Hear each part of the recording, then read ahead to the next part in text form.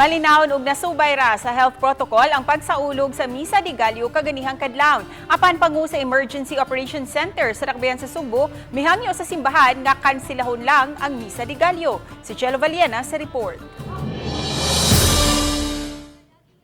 Wa may nakitang kakulian si Konsehal Joel Garganera, pangu sa Emergency Operations Center sa Dakbayan sa Subo o si Monsignor Joseph Tan, Archdiocesan Media Liaison Officer sa mga kasaulugan sa Misa de Gallo kaganihang kadlawon, iyang giulagway nga ang mga simbahan misubay man sa health protocols. In control, no? And with also their coordination with the different sector, especially the police, the barangay, and other force multipliers. Nakasimba gyud ang kadaghanan unya.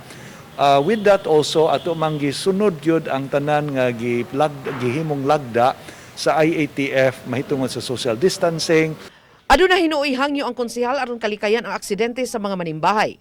Apan alang kang tan, dili mamahimong pakgangon ang kasaulugan tungod sa bagyo. Iyang gitataw nga maaduna may manimba uwa, magpadayon gihapon ang ikaduhang Misa de Gallo. Mamahimo usab nga mutambong sa Misa de Gallo pinaagi sa online. Tonight or early dawn, our appeal to the Archdiocese and the churchgoers, as much as possible, we encourage them virtual lang for tomorrow.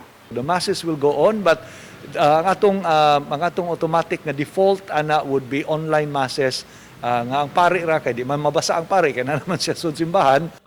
Uban ni Philip Patricio Grod Prado, Chelo Valiena, Balitang Bisdak.